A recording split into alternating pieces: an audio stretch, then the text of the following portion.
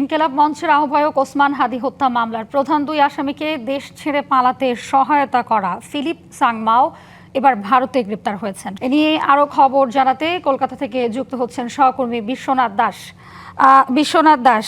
আমরা ইতিমধ্যেই যেটি জানতে পেরেছি যে হাদি হত্যা মামলার আসামিকে পশ্চিমবঙ্গ পুলিশ প্রাথমিক জিজ্ঞাসাবাদ করেছে এবং তিনি খুনের সাথে সম্পৃক্ততার কথা স্বীকারও করেছে। তো তাকে দেশে হস্তান্তরের বিষয়ে সার্বিক কি তথ্য রয়েছে আপনার কাছে? দেখুন, এখনো পর্যন্ত যে খবরটা কলকাতা এসটিএফ সূত্রে অর্থাৎ পশ্চিমবঙ্গ এসটিএফ সূত্রে পাওয়া যাচ্ছে যে ইতিমধ্যেই কিন্তু তাদের জিজ্ঞাসাবাদ করে এই সাংমার খোঁজ কিন্তু তারা পান এবং আজকে তাদের অভিযান চালিয়ে সাংমাকে তারা ইতিমধ্যেই গ্রেফতার করেছে এবং তাদেরকে নিজেদের হেফাজতে নিয়ে পুনরায় জিজ্ঞাসাবাদ করছে।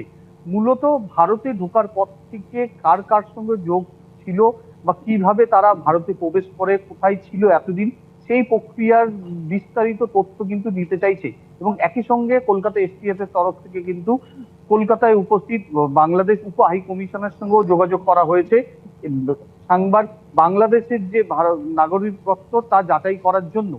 এই মুহূর্তে ভারতের যে আইন তাতে কিন্তু 3 জনের বিরুদ্ধেই অবৈধভাবে ভারতে যে প্রবেশ করেছে তারা, সেই প্রক্রিয়াই কিন্তু চলা হচ্ছে এবং সেই আইনি প্রক্রিয়াই কিন্তু চলছে তাদের বিরুদ্ধে।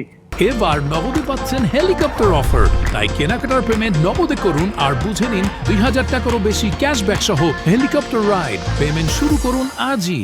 হাদি হত্যার মামলায় যে তথ্য তারা দিচ্ছে সেই বিষয়ে কিন্তু এখনো পর্যন্ত ভারতের আইনে তাদের কোন রকম আইনি প্রক্রিয়া চলছে না। এটি পুরোপুরি কিন্তু বাংলাদেশের মাটিতে হয়েছে এবং সেইখানেই আইনি প্রক্রিয়া হবে। সেই নিয়ে তথ্য আদান প্রদান দুই দেশের মধ্যে চলছে।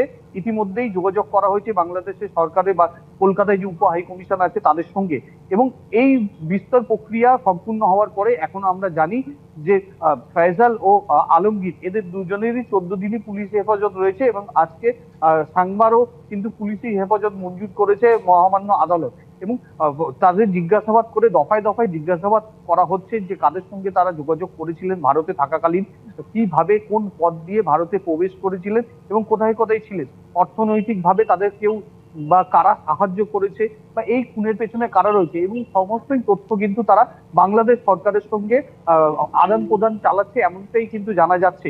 এবং এই প্রক্রিয়া মেটার পরে যদি তারা বাংলাদেশি নাগরিক প্রমাণিত হয় সেই ক্ষেত্রে কিন্তু ভারত সরকারের পক্ষ থেকে তাদের বাংলাদেশে ফিরিয়ে দেওয়া হবে এমনটাই কিন্তু ইঙ্গিত পাওয়া যাচ্ছে।